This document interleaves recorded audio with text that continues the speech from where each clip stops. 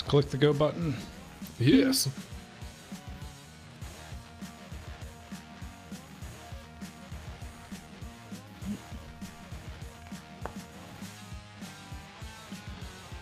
Maybe. We're live. Oops! Oh, yeah. Yay! Did you say boops or oops? It's kind of the same thing with us. Oops!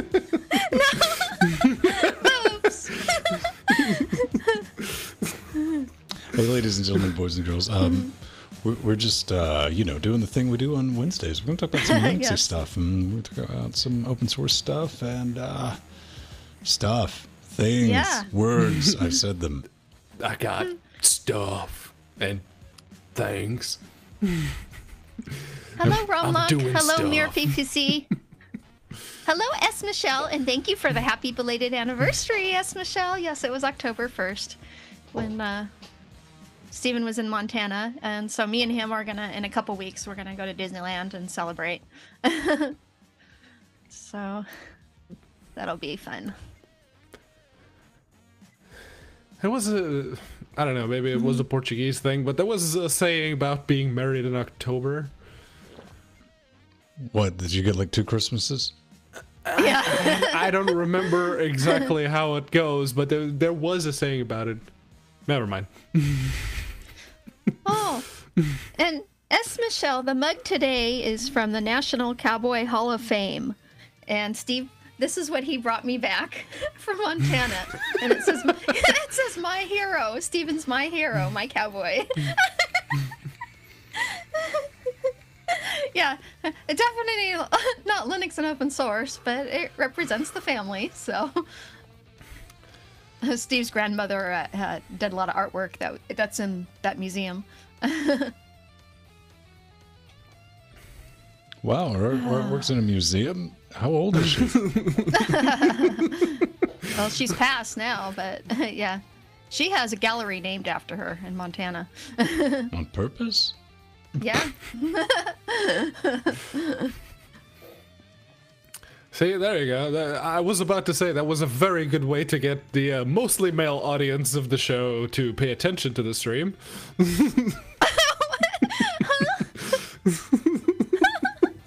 Pedro. Hey, don't look at me. Mira's the one that pointed it out. I wasn't going to say anything. Oh, Mir. Oh.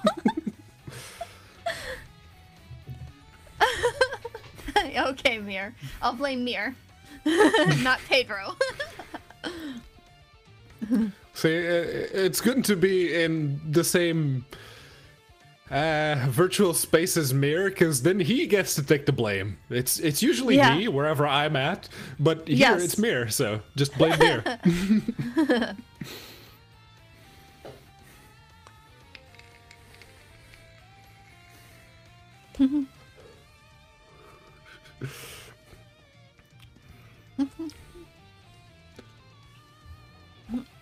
You know what's going on, Mir.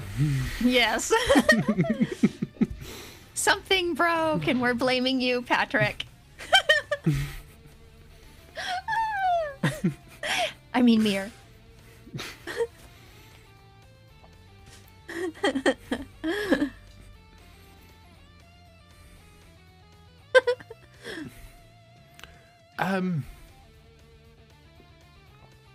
Oh yeah, I made a Facebook post in Portuguese because I realized, oh yeah, the Portuguese friends of mine, I haven't told them about the Steambox, so I made a post in Portuguese on Facebook. It's like, there you go, I made a thing. And the original post I had made, which was in English, had like 1 like, which was from Sandy. Appreciate it there, Sandy.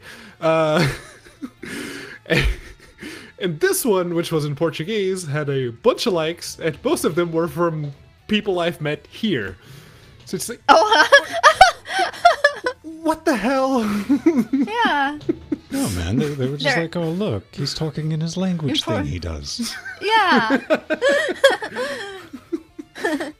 To be fair, I get asked a lot of, how do you say this in Portuguese? Like that. Oh, I can't say that. Give it a try then. No. It's usually while I'm doing things. It's like, oh, okay, you say it this way. It's like, okay, now you try it. And they're like, dip. You see, now you're just making fun of people. If somebody has a stuttering problem, you shouldn't ask them to speak a foreign language, man. That's just cruel and unusual. Yeah. That's the thing. They don't have stuttering problems. There's a dude at work actually has a stuttering problem. But, yeah, no, he doesn't really talk to people all that much. I wonder if it's related. Is he related to you? Aw. No. The only family I'm aware of that I have in this country is, well, it's the cousin that was supposed to get me a job when I first moved here. That fell through. There's one of my dad's cousins who, she's a doctor in London, one of the hospitals there. Not entirely sure which one. Is she a GP or? Yeah. Ouch. Yeah, she did try to go into surgery at one point, but that was too much for her, so she stayed in general practice. What's up, Drugs? Druggy. Drugs. Hey, Drugs. I'm dialing things in because I like to mess with stuff before shows, and Yes. this is one. Yeah, they're getting sued. Who is? Is it because of the CD Projekt Red? Oh, good. I don't know. I shouldn't I'm say just that. wondering. I'm only saying that because I'm bitter about Witcher 3. I'm just wondering, are they getting sued because of the, like, fallout from the, Telltale thing? Or is it their own... Oh, Leonard French made a video about it. Okay, I need to watch that then. Lawyer reacts. Oh, cat, man. See, that is an unsuccessful YouTube video. It needs pastel colors. It needs somebody making a funny face. Yeah, no, it's just showing a courthouse in the thumbnail. That's wrong, man. This is not going to work. Possibly like a red circle and an arrow. That would really help that out. Really help that out. And something really clickbaity with really bold letters.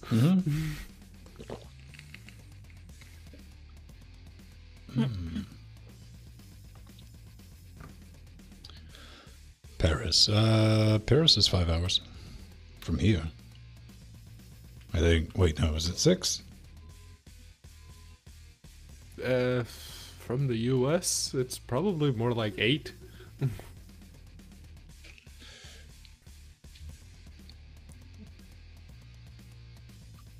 I just scanned for a Google device, which I don't have down here with me. Damn it.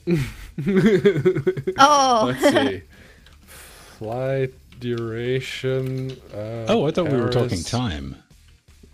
Oh. Yeah, we are talking No, that's time. 5 hours, yeah. No, that's 6 hours. Because Paris is GMT plus 1. It's 9 o'clock. It's 9:10 p.m. right now in Paris. Oh, Jill, do you remember the days when you couldn't just open Google and type in time in Paris? Yeah. And the Yeah. flights from Atlanta to Paris are 9 hours and 35 minutes. Yeah, it takes about, depending on which way I'm going, to Wheelsdown and Heathrow from Hartsfield. Yeah, it's about 7 or 8. Yeah, S. Michelle, I showed my cup just a few minutes ago, but I guess you didn't catch it. She's so sweet. She always asks.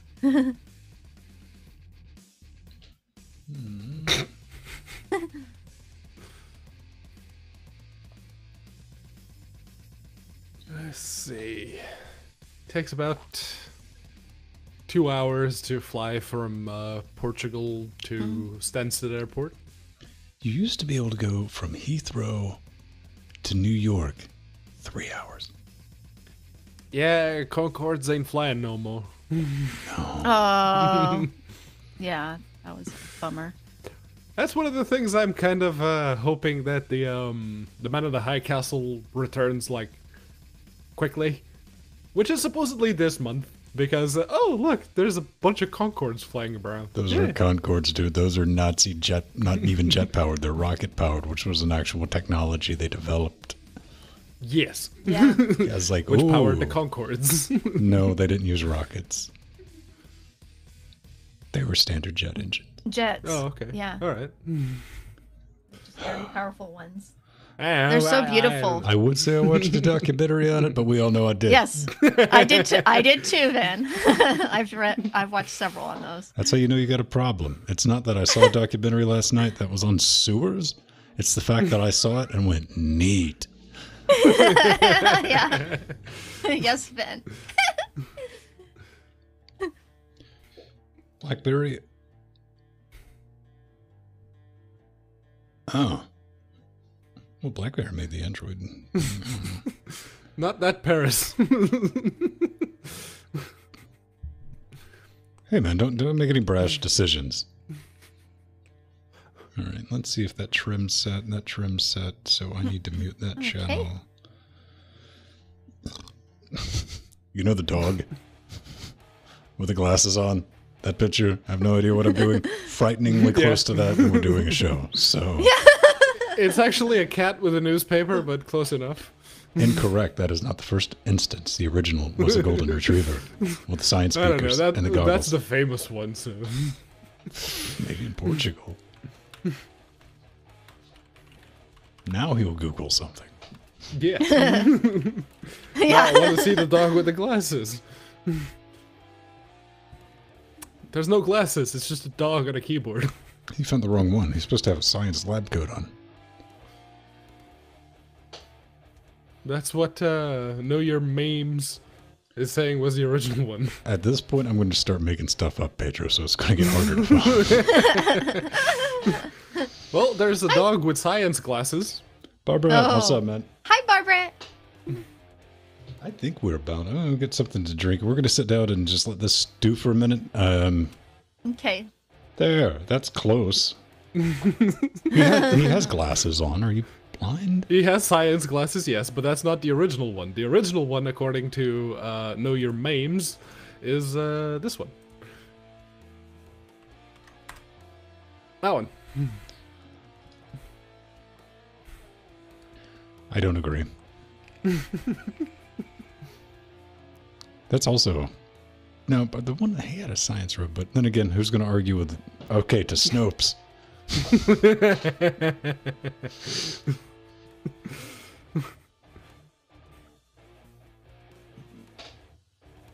All right, that looks good.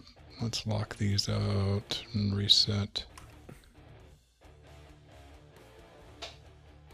Okay, now...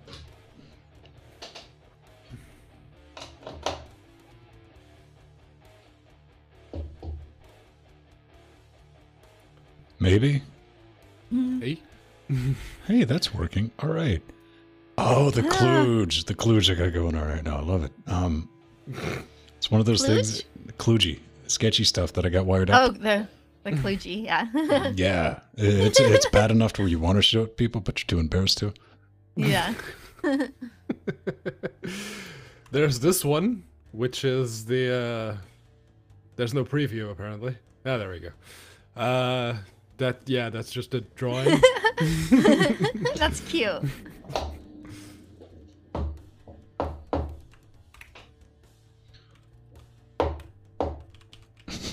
You genuinely have to smack this mixer in order to get the headphones to... Well, listen, it's old enough to where that's a very viable solution to fixing items. Yes. Oh, I remember doing that. Yeah. Radio stations. It's just the headphone jack. It's got a short somewhere in there. I really don't want to take it apart so much that I've ordered an adapter just to not have to use the headphone jack. Okay, let me get something to drink. And Yes. Okay. there we go. Now I can get a decent...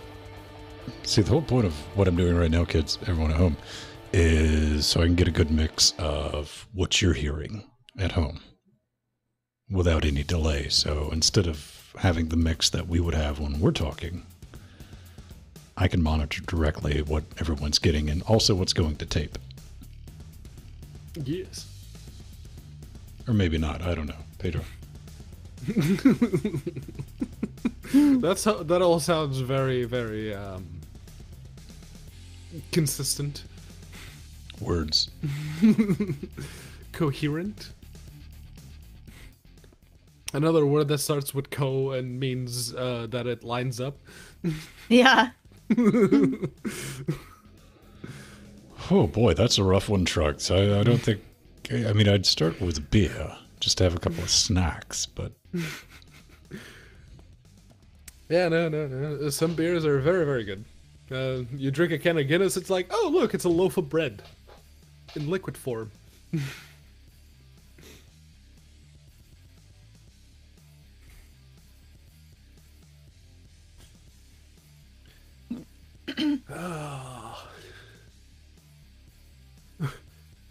Vodka and Slim Fast works for me. No, in that respect, vodka is great. It's an alcoholic beverage with nigh on no calories whatsoever. So yeah.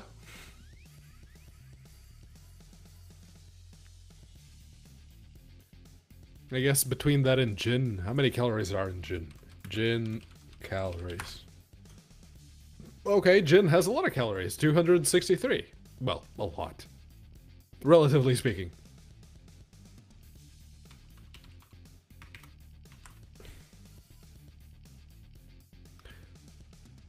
More than vodka. Let's see. Whiskey.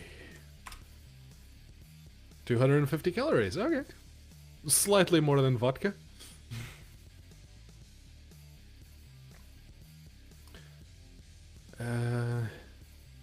Guinness. Let's actually have a look. How many calories are in a Guinness? No, that's not the same serving.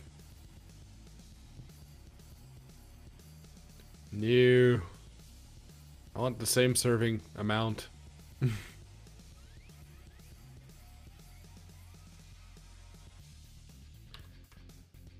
Guinness calories.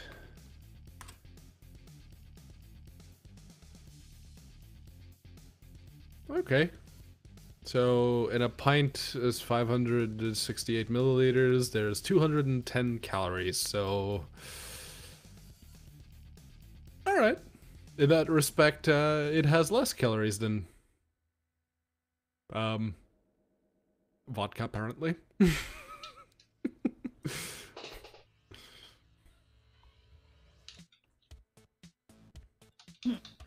see. Beer. did you say beer or Mia? Beer. Okay.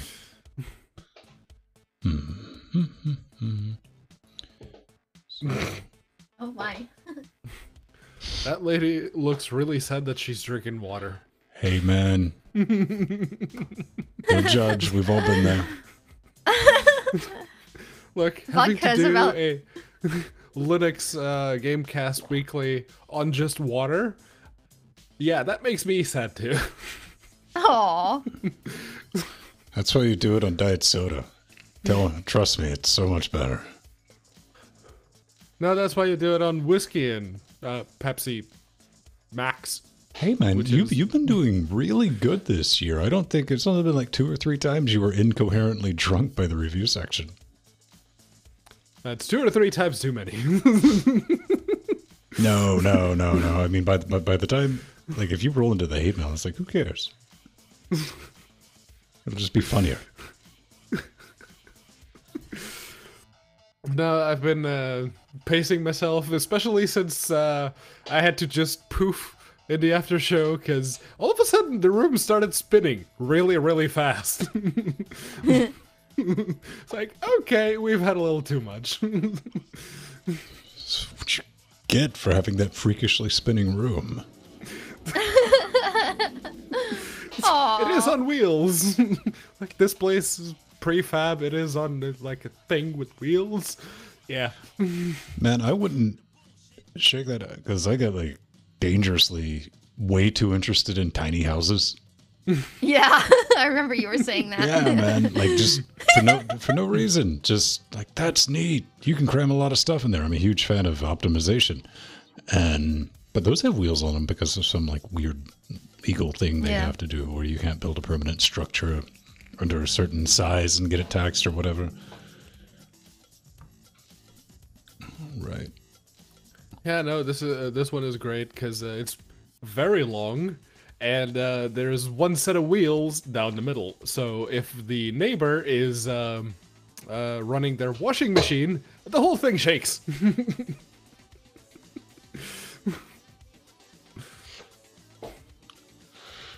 Friend Wesley has an RV, and those are nice. Yeah. They're really big ones, like luxury RV. Oh, yeah, it's nicer than my house, 100%.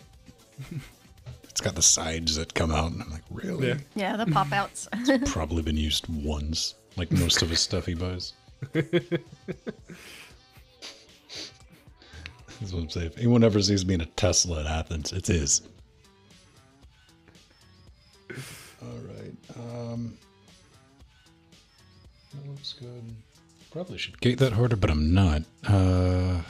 You let me know if you find that truck there, Trugs. So, let's check. Good. Good. Hello, good. Mr. Red. Welcome back. Oh, Mr. Red. So I need to arm these tracks. Wait. Yeah, I do need to arm that one. I need to arm this one, this one, this one.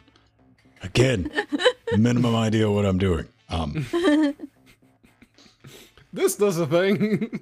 Are you going to launch photon torpedoes, Ben? If we're out of line. It feels like...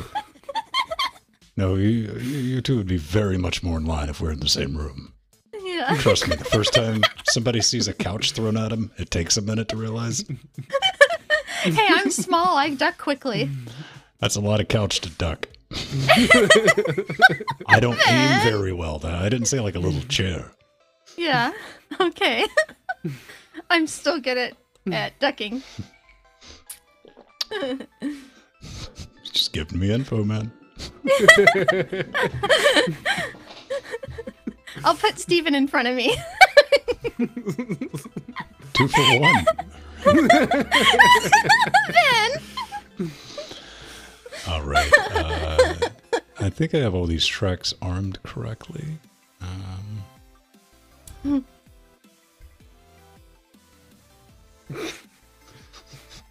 A sofa. Yeah, basically Steve, a couch. A sofa. Just stumble into, yeah. Yeah, Steve's husband, Ben, wants to throw a couch at me. And you too. And Pedro. See, now you're implying intent. I did not say I wanted to. I was going to do it out of love, Jill. Doing it out of love. Okay. What should we throw at Ben? I can throw it. Oh, I don't want to hurt my deck alpha though. No. Meat is very, very, very effective against them. Oh yes, yes, and garlic. No, I'm kidding. I love it. Don't throw anything at me that you don't want back at a much higher velocity. So meat's fine. Meat's fine. Probably cook it for you. I'm good like that. Throw chairs. Yes, now. we need to throw Steak. lawn chairs. We have to get together, LGC's chat realm, and throw lawn chairs at Ven and clobber him.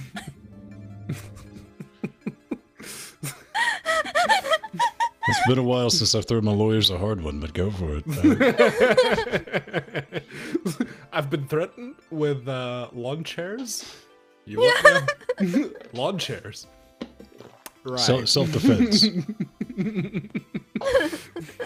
I'm just defending myself. Exactly. All right. Let's do a show, everyone. Yes. Maybe. Boop.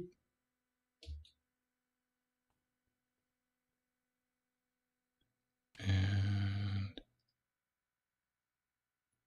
that's kind of impressive. Mhm. All right, so if we take that down, that's not going out to the main mix. All right. Da-da-da. It's a lot of recordings to start now. So, record. That's a dangerous one.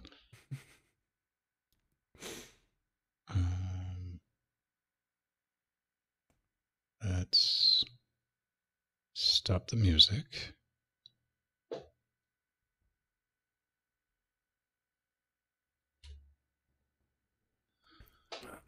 All right. If things explode, I warned you. Yes. Kind of messing with fate, because fate doesn't like it when it knows that you know what's up. Like, I'm ready, bring it.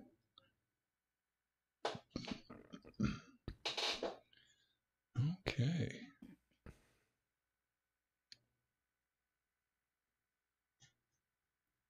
And we're skipping the rundown. Yeah, we're just going to roll right into it this week.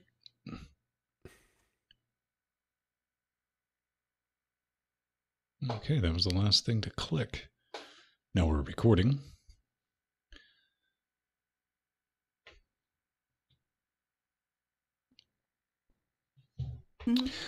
And welcome back to Weekly Daily Wednesdays, where we sit back, take that midweek break, and talk about all the fun things that have been going on in the world of Linux, open source, and everything else. I'm Old Man Ven Stone, joined every week by Jill Bryant in L.A. What's up?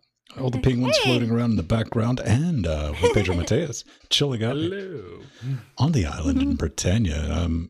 Are you trying to be suave this week, man? Is that what's going on? No. Let's go with no on that one. You couldn't play it safe. Jill, you just got back from Susie Expert Days. Yeah. So we just I just attended SUSE Expert Days in LA Thursday and had a great time learning about new technologies within SUSE and SLES, and spent the day with my Linux Gamecast friends, including Mir in chat and S. Michelle, and later that night we went to dinner with Strider, and that was a lot of fun, as always, getting together with my LGC friends. That's 50% of the fun right there. I think one of the neat things I saw this week was kind of a surprise. It was in the show notes. Foxy pointed it out, that it's the 11th birthday of the Blender Institute. Yay! Yeah. Yes, awesome. Yes. I thought that was really neat. I was like, has it been that long? And yes, it has. So really good, really cool. And something I noticed when I was punching in our live show information into the YouTubes. A, we have a YouTube channel. I keep forgetting that.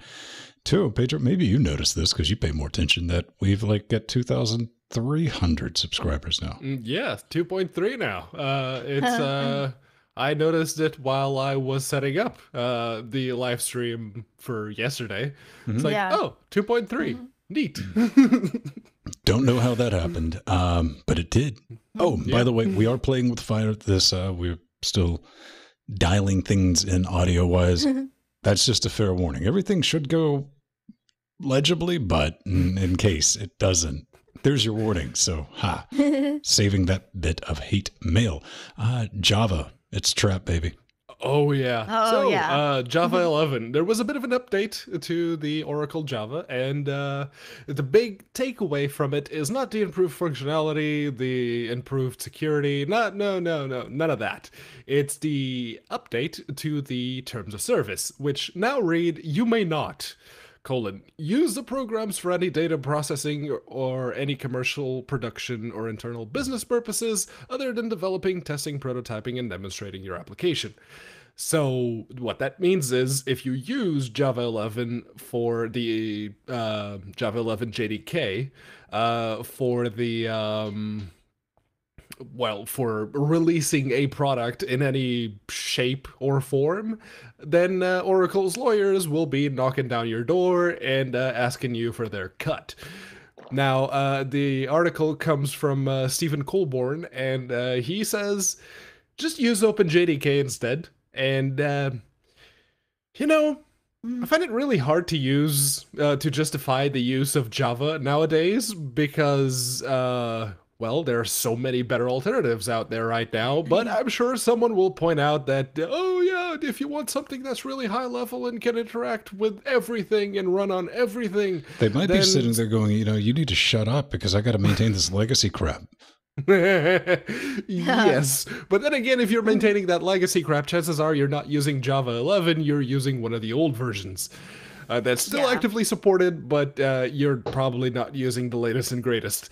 As for OpenJDK, really, make no mistake, it is still very much being developed on what Oracle built, and I think right now it's actually being maintained by Oracle themselves. So that's not entirely a framework that I'd bank my commercial product on. Just saying. Yeah. Yeah, I'm still using Ice-T, which is Red Hat's Open JDK implementation on many of my computers, and it still works great. But it does use an older version of Open JDK 8, but never really had a problem too much with that, except on rare instances. Yeah, it's Java in 2018. Seriously, to find something else, and if you can't really move away from the legacy stuff, be very careful. Well, one of the issues with this, when we were first rolling out of the box, this article's since been updated on the 3rd. When you did a search for Java 11 and JDK 11, I was taking you to the paid builds, the commercial versions, instead of the open JDK builds. And part of that issue, but no matter how you slice it, the trap basically follows if you download Oracle JDK, use it in production, and you didn't realize that there was a change in the license, you can get a nasty phone call from Oracle's license enforcement team demanding lots of money because of what's in the new terms. That's to get it right. You may not use programs for any data processing or any commercial production or internal business purposes other than developing, testing, prototyping, and demonstrating your application. So... yeah, I agree with you a lot, Pedro, when it comes down to just if you're a desktop user, don't have Java anything installed, period. Yeah. There's no need for it. Never. Yeah. All right, let's talk about something fun. Oh, this is exciting. All systems go for open source Thelio. This is System 76 gets animated for a new handcrafted open source computer. And this is CEO Carl Rochel's dream of creating an open source computer has come to fruition, and Thelio can be pre-ordered this month.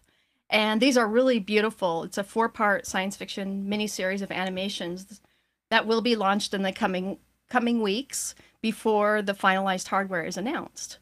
And it's really it started out to be a neat story. In the prologue, Zoe ventures out in space to look for Thelio, the alien source of advanced technology. And no, it's not our Zoe in chat. This is a fictional Zoe.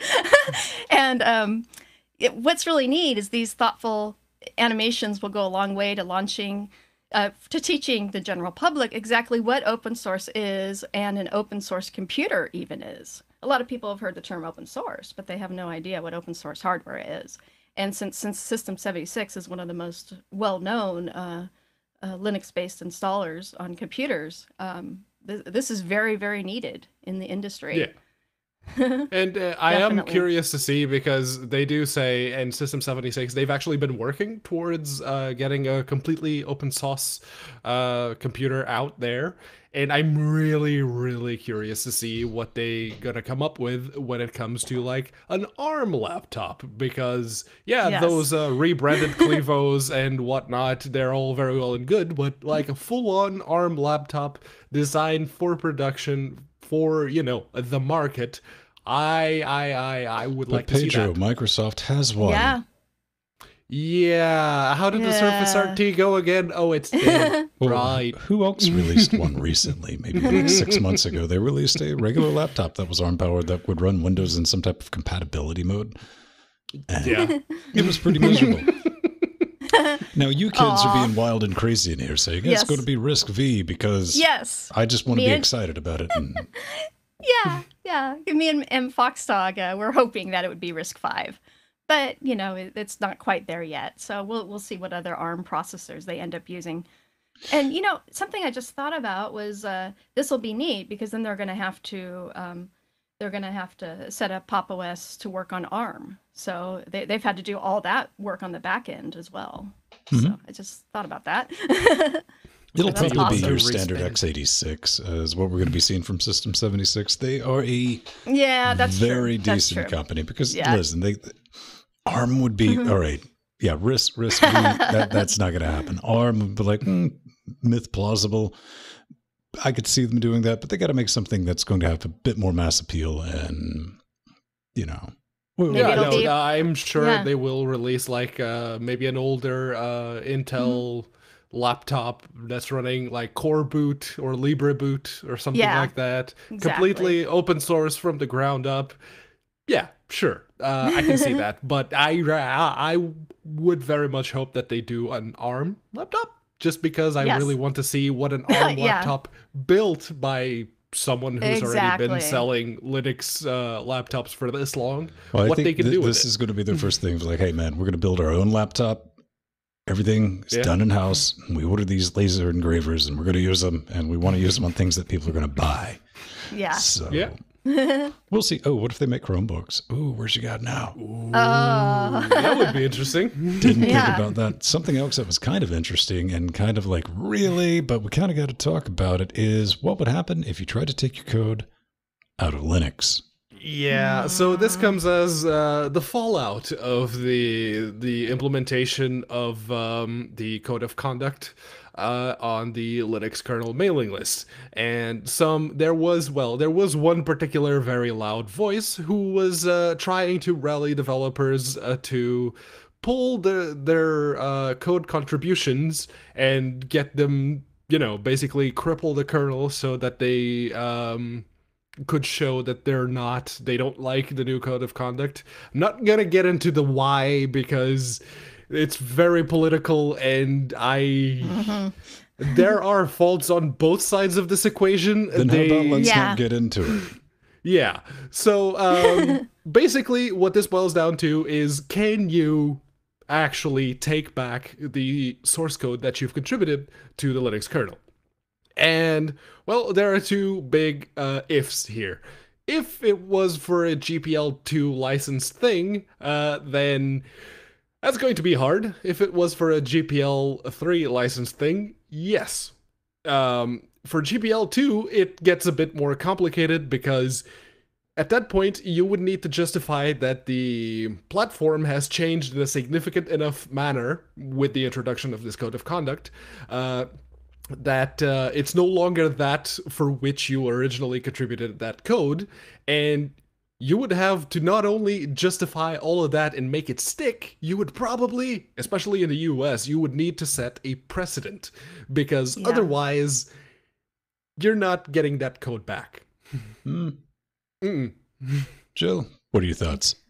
Yeah, I think Karen Sandler, attorney and executive director of the Software Freedom Conservancy, said it the best. She said, "There's no effective way to revoke code meaningfully that has been licensed, distributed, and redistributed under GPL version 2. While the issue is complicated, the legal structure around copyleft is robust." Yeah, open source has been around for a long time, and these licenses have been around for a long time. So, and to me, this is actually kind of ridiculous and not a real story. And, does it just take one troll on the Linux kernel mailing list to get the community worried Yes, about it where we does, stand? because that one troll could give Yes. somebody an Clearly. idea to take it to court. Here's the real Yes, issue, man. that is true. Yes. And first of all, we got to look at the positive sides of this. This could lead to closing some loopholes. Now, most of them have been addressed in Yes. GPL v3, but some issues in version 2 could make this possible. And I just want to say, anybody who gets on a mailing list or just on the internet in general and says, I'm a lawyer, is most definitely not a Yeah. lawyer, ever. I know lawyers. They don't like doing free stuff. I even know a good lawyer out of the ones I know. So pay no heed to that. But yeah, you got to worry about that because of the Berne Convention, which is basically you could sit back and say, I've been defamed. And you could try to prove that to a judge, maybe even a jury. And I don't know, man. I don't. It's like the whole Yeah. moral rights thing.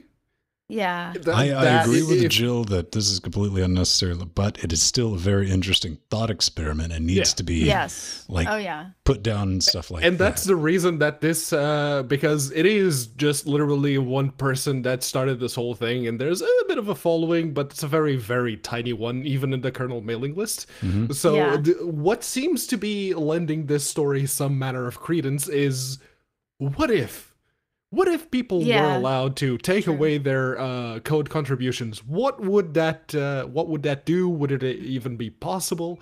And that is the real story here. It's Yeah. what if? So, ladies and gentlemen, boys and girls, we've solved this issue. The only way you can revoke your code is with a time machine. So, Yeah. Pretty much, yeah. new beta released, Brave 1.0. You can download it. You can test it out. I tried it out a couple of months back, and man, it spike crashed right to the desktop as soon as you looked at it and tried to use it. However, I'm happy to report 1.0, that beta, it works just fine. I'm having a good time with it, and I've been using it for a couple of weeks, not the 1.0, but just Brave in general, on mobile, on Android, because it doesn't run like butt like Firefox does on mobile. I mean, Yeah. I don't even think like the most staunch defenders will. No, that does not work well at all. Exactly, but built in with this, I really like it, man. You have some thoughts on it though, Pedro. Yeah, it's Chromium. The 1.0 release is basically going to be Chromium with as much of the Google stuff stripped out as possible. They implemented everything to emphasize security and privacy, but still retaining a certain level of functionality that you've come to expect from your typical browsers nowadays, except for Widevine on Linux. And if you're wondering what the heck a Widevine is and why you should care, well, without it, Netflix, Hulu, Amazon Prime Video, so on and so forth, they will not work. You will not be able to see those videos. So they do say it will come in the future, but nowadays, that's expected functionality. What are you doing? Yeah. Well, we've been talking about Brave the last few months, actually since last July, because they had released a testing release of Brave, but this new beta version of Brave, leading up to the 1.0 release, includes the ability to easily surf anonymously with the Tor network by using the new private tab with Tor option, and that's really awesome. So you have several options for using. Per tab containers relying on Tor. Yeah. Yeah. Yeah, and to report again, I mean, I'm running it on 1804 LTS with no issues, and I really I'm using it right now for our show notes, but I browsed around with it earlier today, and by default, it's shipping with HTTPS everywhere on. That's the thing. Ad blocking on. Blocking third-party cookies on. Script blocking on. Out of the box, and it's really easy to manage. In the URL bar, you click on the little Brave lion, and it's right there. You can make it, because what's that snurfing? Like 3 or 4 plugins out of the box. Definitely. Yep. Kind of happy with it. They've actually done a very good job of, from their end, giving you as secure a browser as feasible without actually cutting too much into functionality of the web as we see it nowadays, because everything has got like JavaScript running on it. Ironically, I can't use it too much because I need Google to keep track of me. And I'm not joking. I'm not being facetious, because it does a real good job at recommending stories for this show, among other things. Yep. So let's reinvent the web. Oh yes. No. Let's decentralize everything. Jill, do you want to take No, man, this one? decentralization has worked so well for things like Mastodon. Peer-to. Oh no. I mean, it's a bit iffy. Wait, hang on. BitTorrent. Okay. BitTorrent, good example. Yeah, BitTorrent is a very good example, actually. Yes. Yeah, so this is Tim Berners-Lee, the father of the web, tells us his radical new plan to upend the World Wide Web by decentralization. And it's really interesting, yes, because as I wrote in the show notes, decentralized internet is the future. So Mastodon and PeerTube are ahead of the game, and we have BitTorrent, created in 2001, to thank for it. Yes, we do. So that was pretty cool. And what I was interesting as I was doing some research on this is that in July of 2018, BitTorrent was acquired by Tron, a company founded by Justin Sun and dedicated to accelerating the decentralization of the internet through blockchain technology.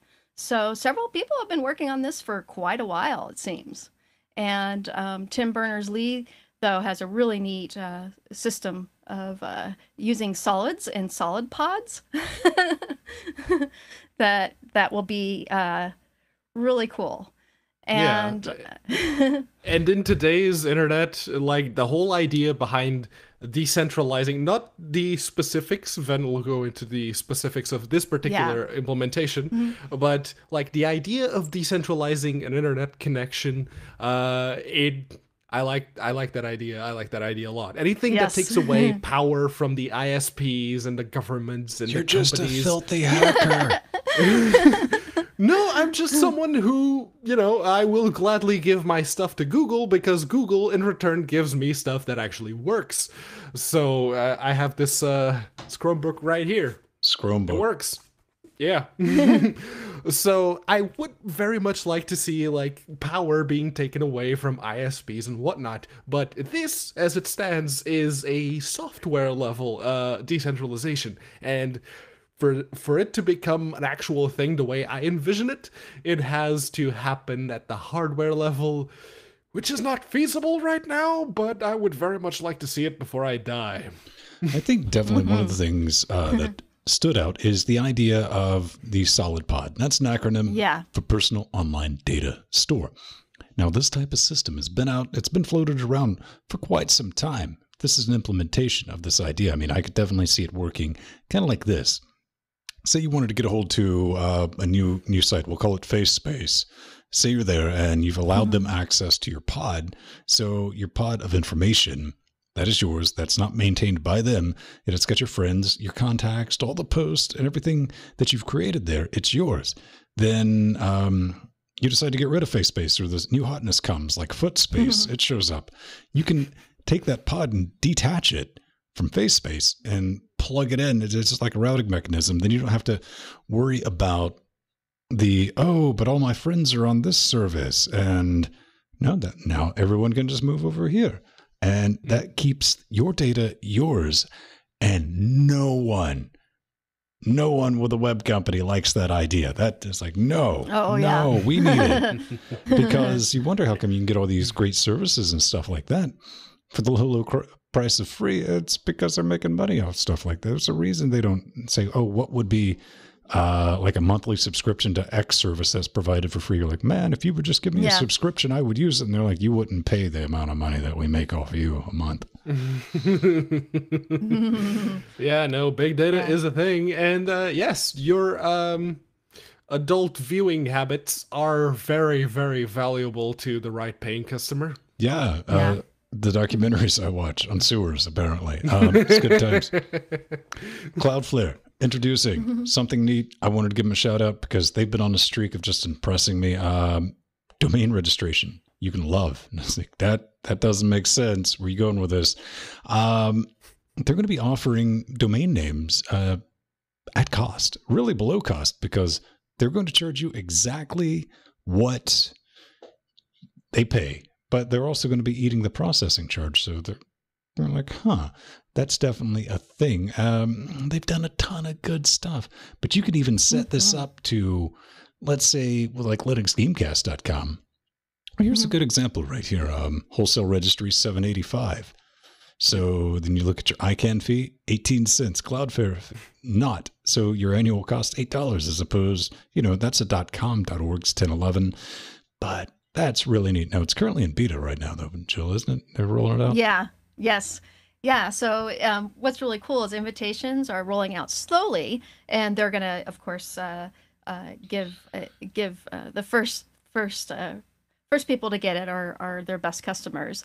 But one way you can move to the front of the queue is by making a donation to different organizations. And one is to Girls Who Code, which is a wonderful organization that helps get women and young people into Linux and coding. So it's really for a good cause. So if you want to get up there, I'm almost to the point where I'm waiting for the other shoe to drop with Cloudflare, because you got to think this is on top of providing DDoS protection for anyone who wants it, no cost, DNS. Affordable video streaming. I mean, I've looked into that. I got some ideas, and now they're throwing on the at-cost domain names.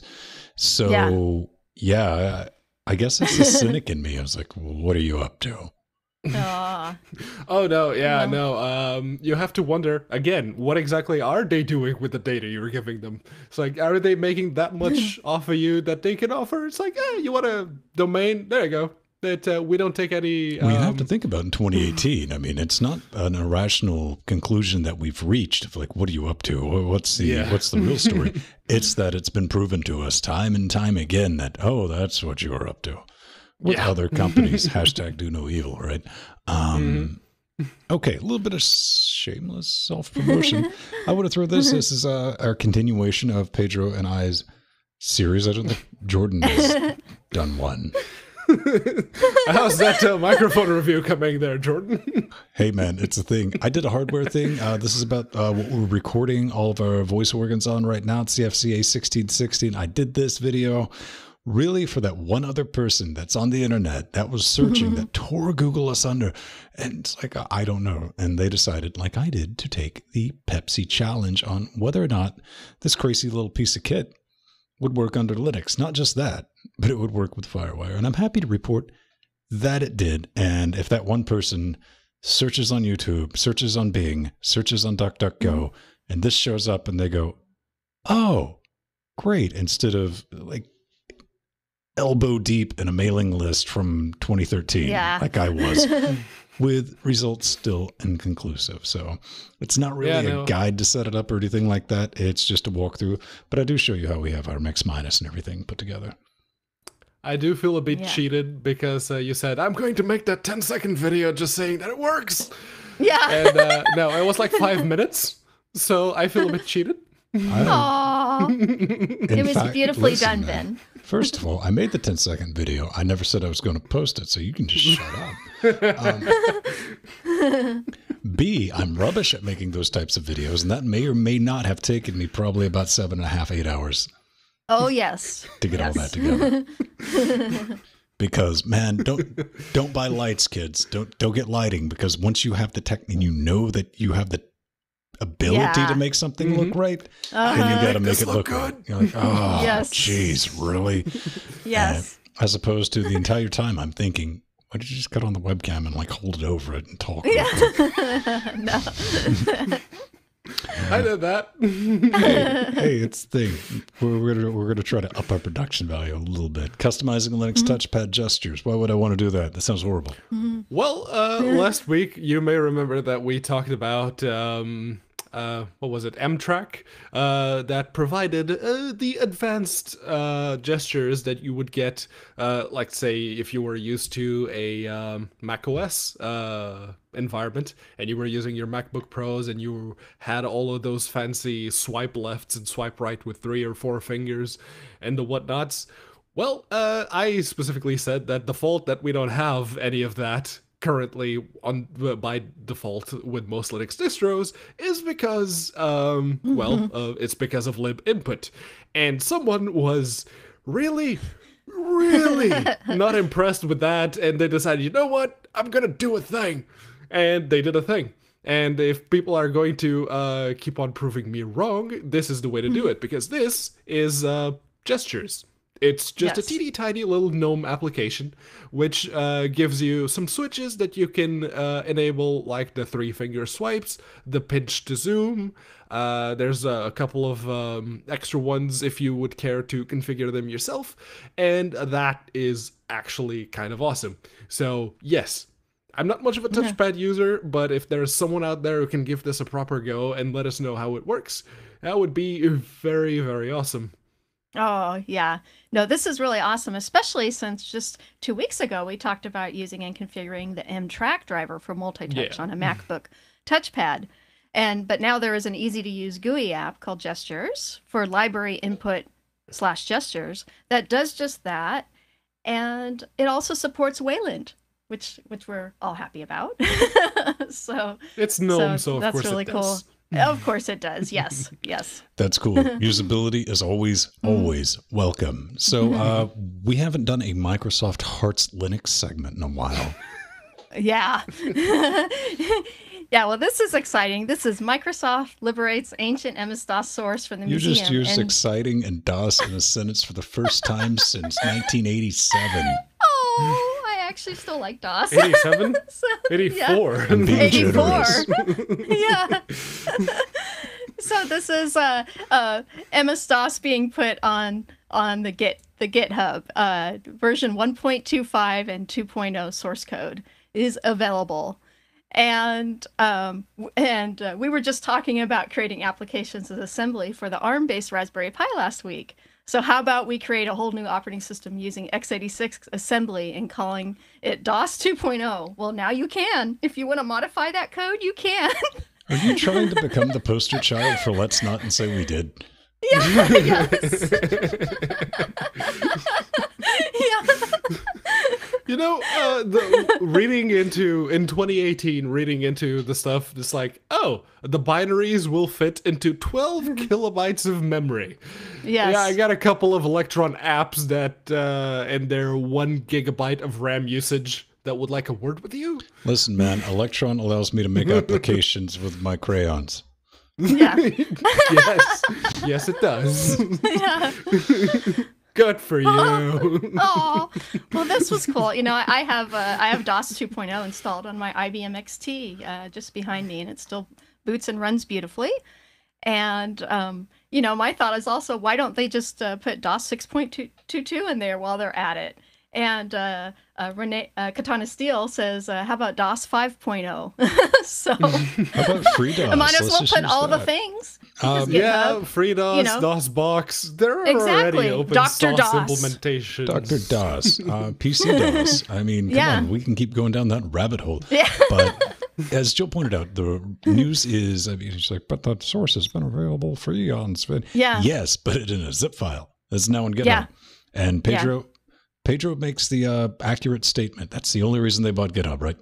Yeah. It's like, I can't help but feel like there would be a much cheaper way to release the source code on GitHub to MS-DOS than, you know, just buying the whole of GitHub and say, no, we own this now, so we can put it up there. I don't know. Then you got to come back and step back from the picture and go, this is Microsoft we're talking about. Yeah. Yeah, the Microsoft, Facebook, yeah, probably. So, feel good story of the week is probably Linux now dominates Azure. The most popular operating system on Microsoft Azure Cloud today is #drumroll. You guessed it. Yay. It's Linux. You know, there's definitely that part of Microsoft, the part that the rest of the company needs to listen to if they would like to remain relevant, that doesn't care what you're running as long as you're running it on their services. And this article from ZDNet points out, all this is in our show notes, by the way, go check that out. Linux use on Azure, 25% in 2015, up to 40% in 2017, and now we're plus minus right at 50% in 2018. And they do point out that there are at least 8 Linux distros available on Azure. So I think that's kind of neat, something to point out. Yeah. Were either of you shocked by this, though? I was like, yeah, makes sense. No. Just surprised it took this long, to be honest. Yeah. Yeah. And I'm just looking forward for Windows Server to go away. So that was one of my takeaways from the story. And the other cool thing is actually the story broke, and I got Ven's tweet as the speakers were talking about it at SUSE Expert Days in LA. And they said this is one of the reasons why Microsoft has partnered with SUSE, because Linux dominates Azure, and a lot of their customers are using SUSE, and of course, as well as Canonical and Red Hat. But yeah, they were just literally talking about it at that point when I got Ven's tweet on the story. So that was pretty cool. And, you know, it's true. Microsoft is becoming a services company, and the profitable Azure is at its core. So since everyone is using Linux, why don't we do, you know, what everyone else is doing and run Linux? Yep. And even, you know, the NHS over here in the UK, at least as far as Health Education England is concerned, it's been more than 60% Linux for a long, long time. There's a few holdouts that are still using Windows Server, but most of the websites that are running on our Azure platform are actually running on Windows servers, which is partly the reason why I still have a job. Yes. Yes. Well, I mean, my brother genuinely hates Mercedes, but he does make the valid point. He's like, if it wasn't for Mercedes, I wouldn't have a job. Exactly. They're that unreliable. Yeah, same thing with Windows Server. Yeah. Yes. Yep. What were we saying, Jill? Oh, yeah. I mean, it's so true. I mean, over the years, working in IT myself, I mean, I make money off Microsoft, so that makes me happy. And so does Pedro. And so did Ben. So we make money off fixing their stuff. So. Oh, man. We need to get into a slice of pie, but first we want to thank all the beautiful people who are making this show possible. If that sounds like a good idea, you're like, hey, man, I like these yahoos. I like what they do on Wednesdays and all that other stuff they do during the week. Hey, they even try to get the kids to come over on Saturdays with our gaming show. Don't let your kids watch our gaming show, please. Don't let your parents watch our gaming show either. Either one. It depends on what. Hide your kids or hide your parents, man. 100% on that. But this is our family-friendly-ish attempt, and just kind of talk to everyone. But if you want to do that, we got a little page. Support it. We got Patreon. That's the best way. It's just rolled over the first of the month, so we always take a little bit of a dive there, but it comes back up. We don't start panicking until about halfway through the month. But if you want to join us on that business, man, check it out. You'll get access to probably the friendliest Linux place on earth. That's in our Discord chat room, and we got Amazon affiliate links. I want to thank everyone in the UK, which I'm assuming was just Pedro buying his computer parts. Admittedly, I bought all of them through our affiliate link. Brilliant. Yay. They're going to send me another check that it's going to cost probably more than the check in order to get it done. We have Humble Bundle and PayPal donations, but the best part about that is we get to thank you not only by putting your name in the credits, stick around, check that business out, but I want to thank Michael for increasing Patreon pledge. Yay, and Michael. He moved up to from Death Notes, which you can get access to our show notes during the week. You can tell us that we're wrong well before we get a chance to be wrong on the internet. It's brilliant. Bunch of rewards, early access to our live streams and stuff like that. I want to thank Linux New all the way from Tanzania. He's like, PayPal, buy something. I have no, it's probably going to be used to shipping stuff to Canada and Britannia. Yeah. Yay, Linux Guru. That's Yay. neat. Thanks for letting us do this. This is a fun journey, weird experiment, and we're having a good time doing it. Cool. All right. Oh, and Humble Bundle. That's the thing. Buy stuff. Oh, there. yeah. There, I've done it. That's marketing 101. Teach it in class. Like and subscribe. Yay. Like and Ooh. subscribe.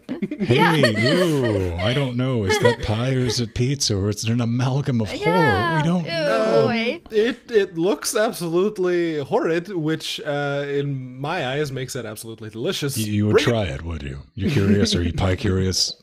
Completely pie curious. Aw. Aw. Well, this is an awesome Raspberry Pi project. This is build a mini laptop that fits in your pocket with the Raspberry Pi. And you can use a Raspberry Pi 2 or 3. And you print out a 3D printed case. And you use a 3.5-inch Pi TFT touchscreen, wireless mini keyboard and trackpad, a battery that fits between the screen and the Raspberry Pi, and a mini speaker. And it's actually really a really cool project. And it's also featured in the recent issue of the Magpie, issue number 74, which I have the download link in the show notes, and that is free.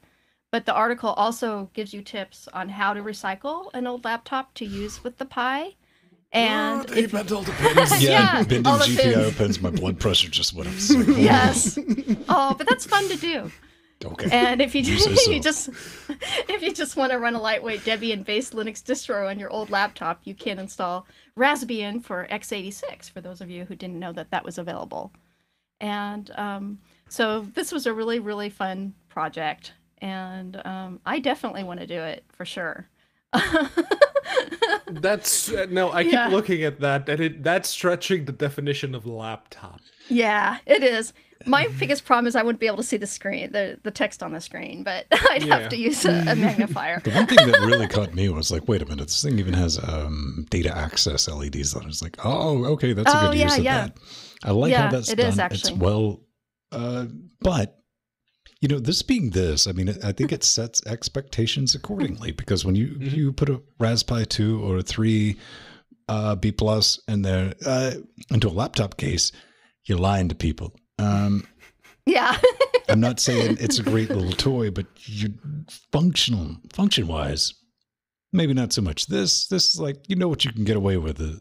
Have some fun with this. I saw somebody in our Discord, I forget who it was like, I really want my own like arm mounted like Pip-Boy, like Leela had. Yeah. Something along those lines from Futurama. And it's like, that would work. I mean, it's a bit chunky, but it's a really clean build. I would say, what do you think, Pedro? I'd say a solid 7 out of 10 on the TSA acceptance meter. You'd have to actually sand down the obvious 3D printed lines. Oh, yeah. Maybe put some clear coat over it to hide the transparency. But no, it's a really awesome project. And in the magazine, they also have like all the other options. Yeah, you can like reuse an old laptop, just get the screen inverter that works with a Raspberry Pi and the battery adapter and everything else.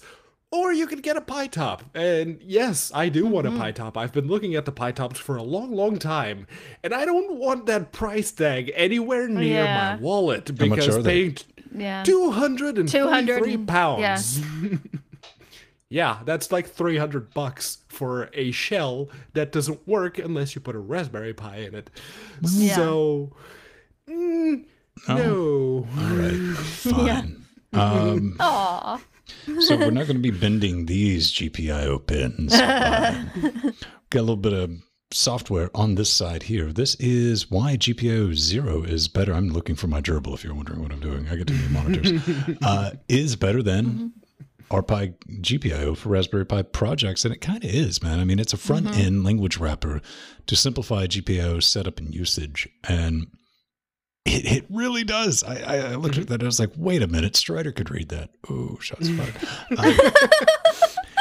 It absolutely follows the easy-to-read, shortest possible requirement. I mean, if you just do like just the basic comparison. Look at that. From GPIO import LED. LED equals LED number 18. LED on. I mean, listen, I'm not saying GPIO was difficult. I mean, that's human readable, 100%. You get your set mode, you get your setup, you get your output. But you're going from 5 lines to 3. Yeah. It's SDL2 for Python. Yeah. Great. Now it needs Vulkan support.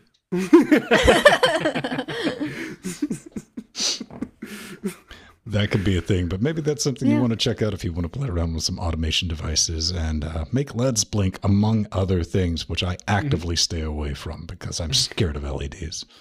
Yeah, and this is also good for teaching how to use the GPIO on the Raspberry Pi to students and especially even young kids. So it's really easy to learn.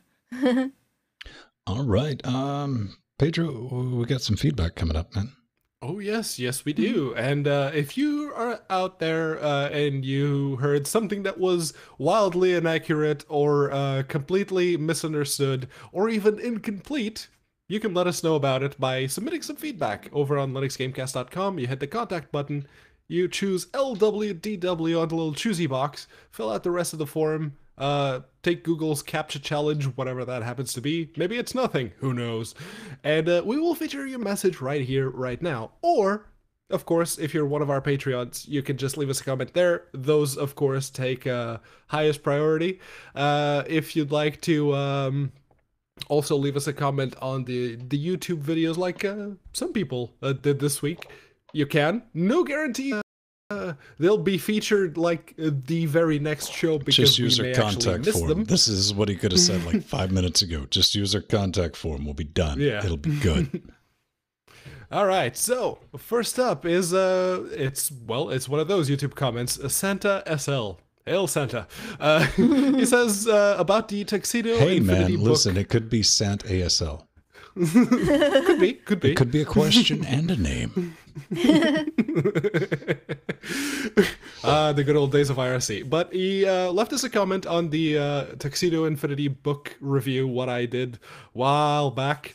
And he says, very helpful, even if this review is nearly a year old. My current Lenovo E330 laptop still works perfectly after all these years, but the 1366-768 display resolution kind of sucks nowadays. I was looking at newer Lenovo and also the V3 release for the Infinity Book Pro 13. Now, the Tuxedo Variante looks more and more interesting. The only question I would really have, and I really hope you can answer, how easy is it to apply the customization after an own installation of, let's say, Ubuntu on an encrypted partition? Well, it's actually very, very easy. You just impossible. Can't do it. Can't be done. No, it can be done. You just go to their website. They have a little installation how-to on how you can add the repos and basically install all the packages that they've customized themselves. But even easier than that is if you want to have the full disk encryption and everything else, you can just use the little USB dongle that comes, which is a flash drive, that comes with the laptops, and that will actually let you just do a minimal install of one of their pre-built distributions and just set it to encrypt from there. That's actually a much easier way, in my opinion. Yep. Good times. Coming up next, let's see. Do I have the right thing set up? Yeah, I do. This is from Vernude. The Naked Truth. This one. No, Veritanuda. He's a long time, long time patron. A long time, yeah. Check it out. He writes it. Wow. This was about the FCA 16. Firewire. Yeah, experiments in Firewire. Like how Firewire has improved over the years. I remember having lots of Firewire things, camcorders, external drives, even a CD-ROM multi-changer. That's fancy. Nice to see it just works these days. Yes, kind of a bit of a side jag for one of the reasons I just like, hey, it works under Linux was one of the points I was trying to drive home in that epically long 5-minute video, Pedro, because I had to fit things in. I still feel cheated. He gets more, he doesn't understand business very well. Was that, support for Firewire under Linux is, it's just tops now. You just put it in, you're done. So if you got, old hard drives, DV cameras, tapes and stuff that you need to digitize, apparently CD changers, I don't know what, just let that one go.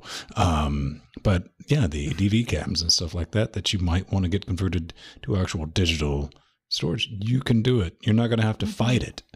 And I think that's important for people to know. And it's cheap to do. Don't buy the USB adapters. Those probably going to be, you're going to have a bad time. But you can pick up a Firewire, make sure it's got a TI chipset in it, and you're out $25-$30. Yeah. Yeah, awesome. This is also really good for musicians. That was what was so wonderful about your video, Vin, because it's musicians are still using the Firewire cards. Well, interfaces, absolutely. I mean, some people are a bit crazy about it. I was talking in our pre-super shows, and I went back and read the history, and I was like, oh man, I'm going to be one of those like Firewire should have never died, because I didn't know a lot about it. I was like, wow, USB, the superior protocol. It didn't win. USB won, but a lot of music stuff. The hotness is moving over to Thunderbolt, so that's going to be even more cray. So, but if you have an old interface or new interface, because they still make them, and you want to plug it in, it's a thing. It's kind of brilliant. So. I think that's going to do it for this week, everyone. Yeah. Maybe. Looks like it. I don't know. Are we going to roll some credits? I don't know. I'm trying to do a lot of stuff right now. We can roll credits, or we can have the credits just roll on us. No. Yeah. I will not allow this. Yay. We're waiting for the credits to roll in. There they are. A Linux Gamecast original series. Yay! Ben Stone, Pedro Mateus, and Jill Bryant. And Chatrell Diamant. I'm going to change it up next week in case you read it off again. No, Thank Jill you, is offering Chatrell. to do the narration, so no. Throw a curveball. His name was Robert Palmer. I'm Rick James. Thank you, Chatroom. We love you. 138. And 38. Oh, yeah. Wow.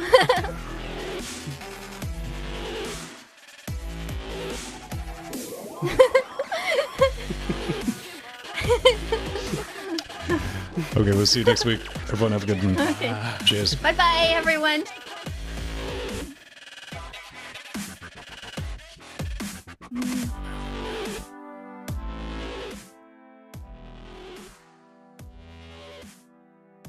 Stop and stop. Maybe. I don't know. It was the first time I was brave enough to do a full multi-track. Yeah. So let's save out our backups. Windows 98, from what I remember, was I've never used Windows 98. Oh my it was goodness. all right. I remember moving from 98 to ME, and it's like, oh, why do all the games now run worse? Yeah, we used to call that Windows Aluminum. Instead of Millennium Aluminum. And it was, I think I attempted to repair it, Yeah. but some dude had an issue with his mouse being crazy on it. I was like, I don't know. But that was back when Windows was just such blue screen of death jokes weren't jokes. Yeah. Yep. They were not jokes, no.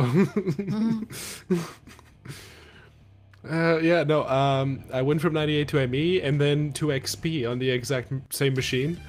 Yeah. And it was like, going from 98 to ME, it's everything runs so bad. Why? And then when I moved to XP, I also got a new graphics card. So I put that, and I fired up. First game I played on XP was Morrowind. It's like, I can have all the graphics up to maximum, and the game runs so great. Oh, yes.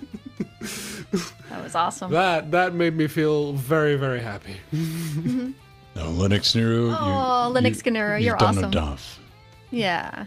You're awesome. For like 2 months, man. Don't get cocky. Yeah. Right. I'm not brave enough to try to save that right now, but okay. Yeah. ME was bad. I had NT4 when I worked at Scientific Atlanta. Yes. I can't complain about it. That box ran for yeah. months.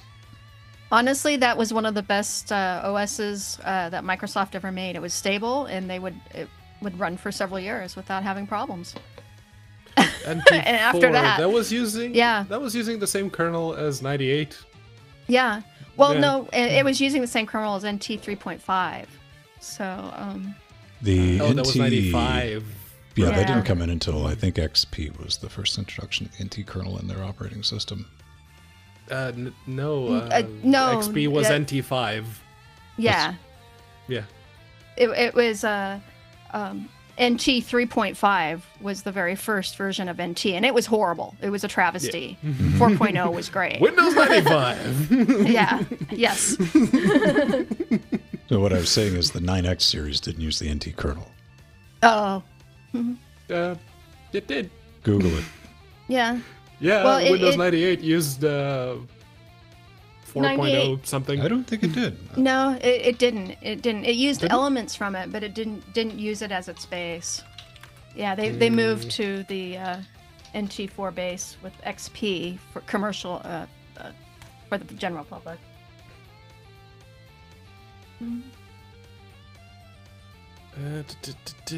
Oh yeah. Yeah, no, But there there was were- a separate version of it. Yes. Thank Yeah. you. There was a separate version of 98 that SE. Yeah. Yeah, There we go. exactly. Righto. Yeah, Yep. they were playing around with it. Yeah. But yeah, XP used NT5 Correct. point something. Then 2000 was 6, and Yep. on and on. Yes. Yeah, I remember was fixing a lot of those computers back in those days. No matter And how I teaching. play this game, I win, because that means I have less knowledge about Microsoft. Well, when I Go ahead. Oh, go ahead, Pedro. Go ahead, Pedro. Okay. I remember using the Longhorn beta before they completely shifted to what would then become Vista. That was actually a very nice looking operating system, and it worked really well. It's like, oh, I hope this actually becomes the new Windows. This is really, really awesome. No. They released Vista instead.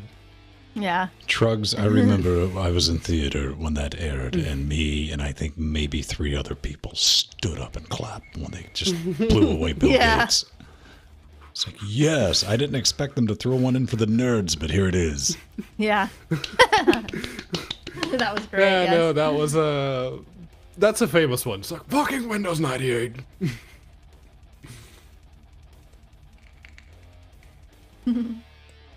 Yeah, well, in our animation lab, we mostly used, back in the day in the early 90s, we used DOS, but we had Windows 3.1 for work groups, and but when 95 came out, we didn't upgrade because our software didn't work well under it.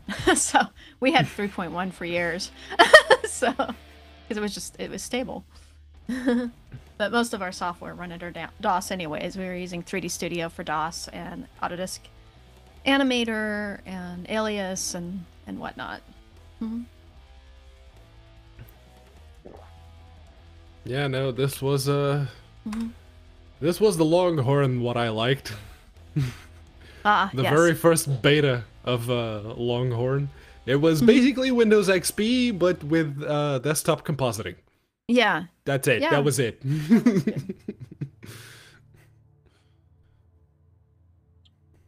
If you're gonna car wrap, all right, let me know. I want pictures. Bright pink. Felt.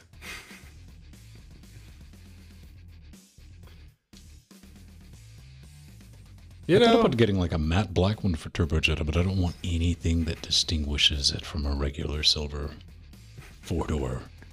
I want it to look plain. See, Mir, here in the UK, people tend to buy replace magazines. that with a what a lot.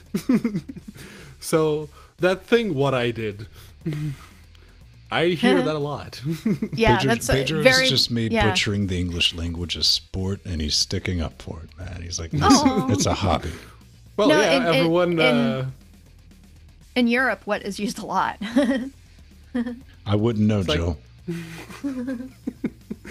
I've known a lot of people that have come from Europe that use what a lot. That were from English-speaking companies? Yeah. So Britain. Well, yeah, but I mean, when he was in Portugal, he was. Yeah, no, that's. I'm defending Pedro because. But mostly by people, I mean, Ven and Jordan accused me, I rightly didn't so, accuse you of anything. I tell you what is and what is not. I'm not in the business of accusations. Don't be silly, boy. Of butchering the English language. So now that I've moved here and I speak English throughout the day, and I hear English, and I am now getting to the point that my brain has shifted to thinking in English. It's yeah. I'm just gonna keep butchering it. Yeah. Oh, Pedro, you're very well spoken. Sometimes. But parking that matte finish Miata outside, you don't want that matte finish to last very long, do you? No. No, man. He wants to get a rug finish. Possibly a blanket finish.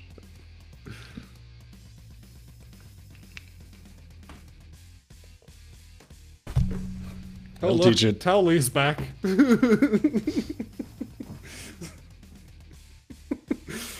Hi, Towley. I was wondering why your bandwidth was low during the show. Oh. You want to get high? You want to get high? Up next, furniture.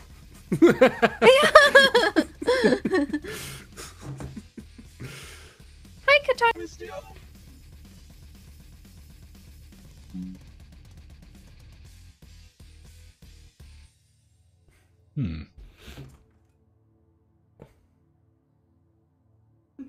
Oh man, there's like a special place for like people who key cars. Oh, that was a pillow, by the way. She's working up to it, man. It's like a full-on freaking pillow.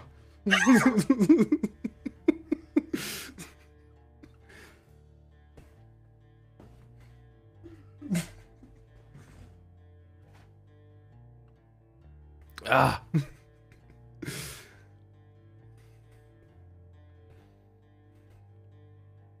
All right. So why does Jill sound like a robot all of a sudden? Jill I sound like a robot? No, you don't, No. Jill. Don't listen to Pedro. It's like, what is that? Is that you, Ven? Are you doing that? Probably. Yeah, there we go.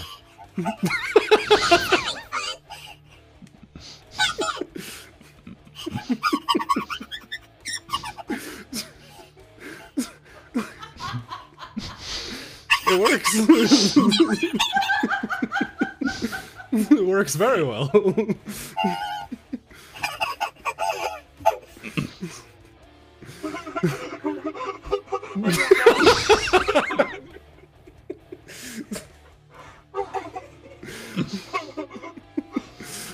Listen, man, I may or may not be looking for that quote setting for Jordan, and I ran across something. Indeed. We're getting there. I'm just saying that, man.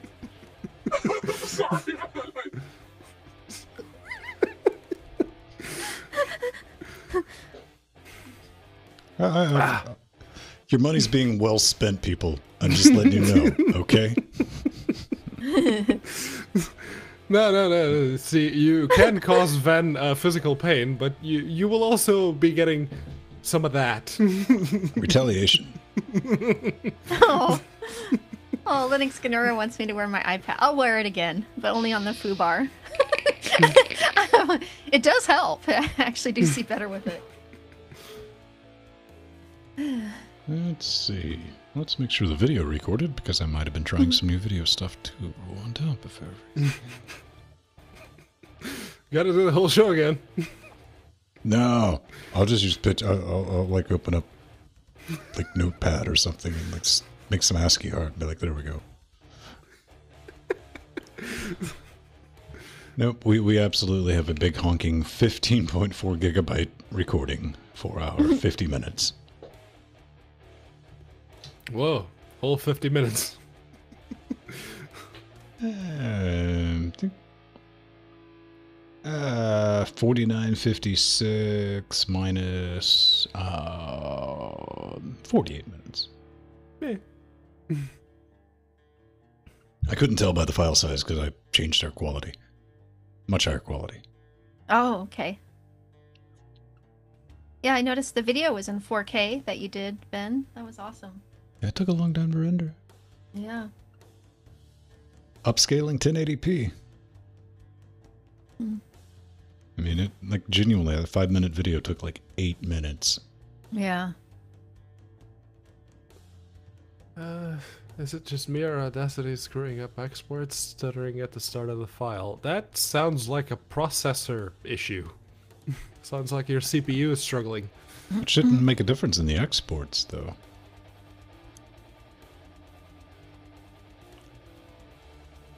Mm. Ah.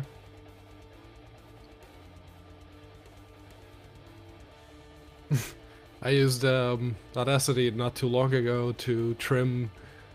There's a guy on YouTube that plays like music that isn't supposed to be played in ragtime. So he did the Skyrim theme, and that it's just freaking genius. I had to clip that off. Yeah, I clipped that off. It's not my ringtone. So. Oh, that's awesome. Hang on, I gotta make a note for nerdiest damn thing I've heard in 2018. That's in the top 5. I love ragtime. That's really cool. That's one of the. I love the old folk music and ragtime and oh. You think I'm joking? I'm not. That just went in my doc. Skyrim and ragtime. Flack to Og? Why would you go flack? Why? What? If you're going from compressed to compressed, like you should be going from like wave or AIFF. There it is. This is the video right here. Yeah, Linux Nerd, do that. Make it voice triggered, and yeah, hard drives are expensive, man. I feel you. That That is awesome, Pedro. Cent per gig. I'm gonna have fun listening to that.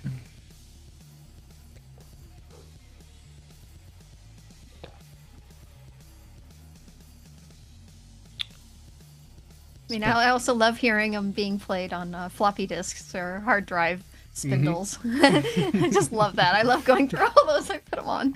You know, I found an entire channel that's just that. Yeah, yeah, me too. I had to quit listening to it once I figured out that there's a simple application that you just plug it in. I was like, oh, that's all there is to it. And I'm like, that's not fun anymore. Like the old school ones. You got to go to the old ones. Yeah, me and my brother had started one years ago. That was fun with floppy disks, but that was before there was software for it. Yeah, no, this guy, I was listening because he built an entire Flopatron. Oh, yeah, that's a great one. Yeah. Yeah. It's like a stack of 5x5 floppy drives. Yes. And he just plays everything along with a scanner for the, like the higher notes. Yes. Yeah, the scanner, yeah. It's an old HP scanner. Yep.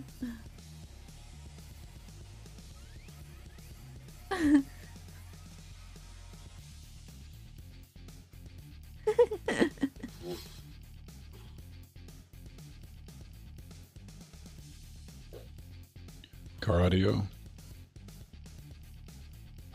Car audio, you can get away with 320 MP3s.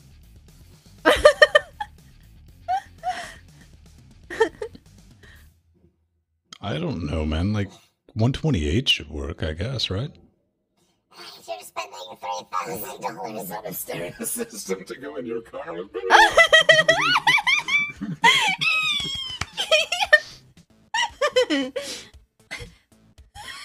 This is awesome.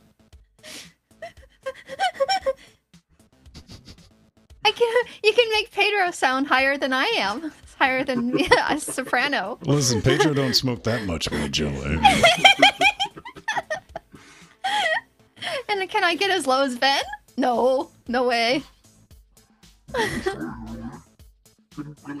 Oh my god. In singing class, I was always the highest soprano. Always, as a little kid growing up, I always did solos, the highest soprano. What? No, I was going to say Nori does the singing. She's a soloist, so yeah, no, she cool. can hit all the high notes. Yeah, I bet.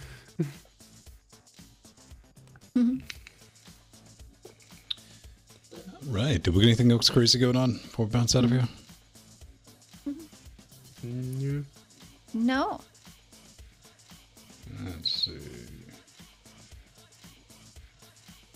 Let's sit together. Stallman wouldn't approve. Man.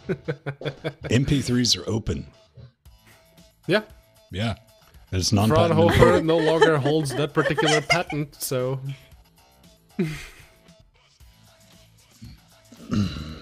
This is as high as I can get my voice. Unfortunately, this mic has a very steep bass drop-off switch, which I'm using.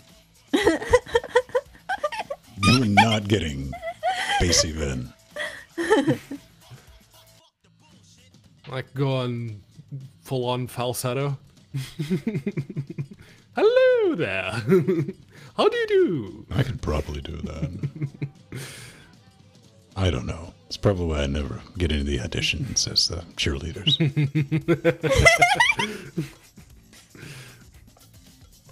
Hi, Scree. You're a bit late there, Scree. Just a bit. Hey, guy. Wait, well, I mean, come on. It's not like immediately after we get done with the show, I'm just like, oh, look, I just happened to people showing up. You're playing rocket cars? Oh, wow, what a coincidence. Hey. I think we're going to play that Battle Royale game. Ven could do a good, oh, yeah. Ow, ow. Oh, yeah. You have weird dreams, don't you? Oh, the Barry White. Ooh, yeah. Yeah. Man. Oh, yeah. Yeah. Let's go down the Ow, ow. list of like original things. So we can't use any of that. Yeah. Or the Macho Man Randy Savage. Oh, yeah. Oh.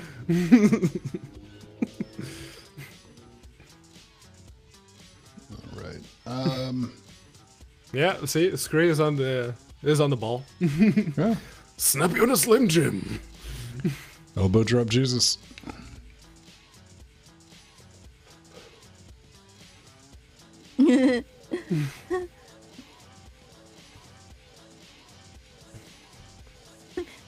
I remember that mod for Skyrim that replaced all the dragons with an elongated mesh of Macho Man Randy Savage. That's why to the end of my days, I will associate the song "Burn Baby Burn," a Disco Inferno, with Skyrim. Yeah. When I hear that song, I think about Skyrim. I know that's not right, but that's how it is.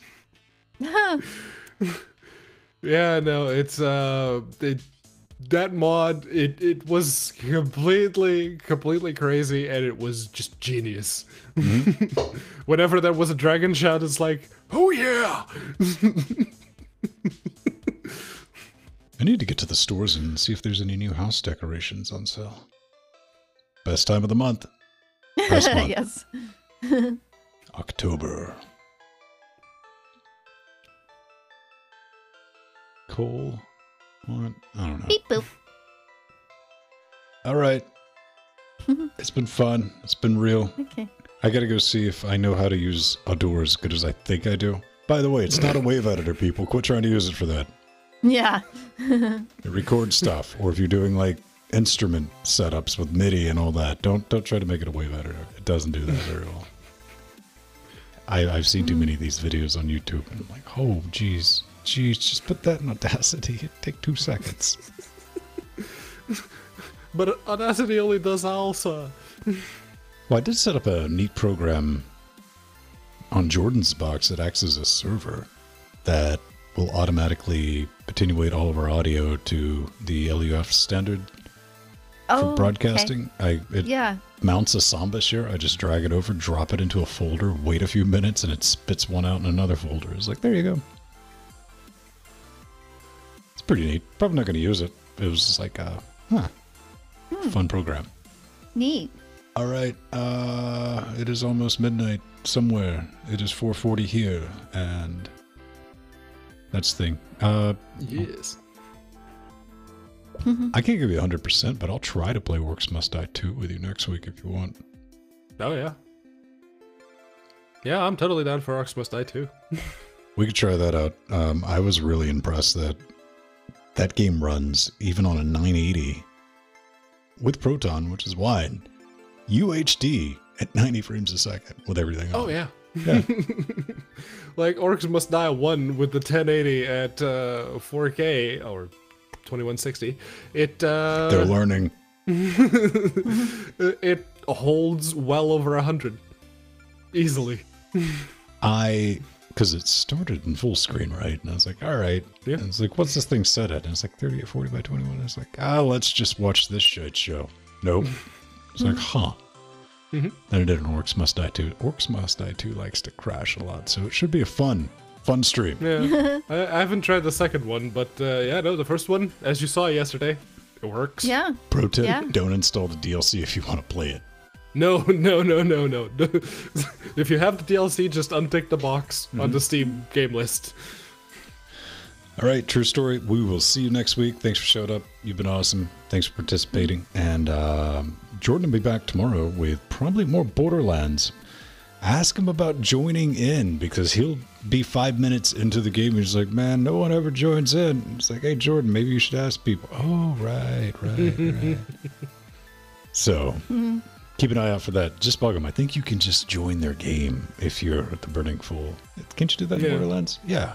Yeah. Yeah. If you have him on his friends list, you can just join. I might do that. I might come terrorize them tomorrow night if I get time. It'll be fun. All right. Bye, everyone. Bye. Bye, everyone. Chat room. We love you.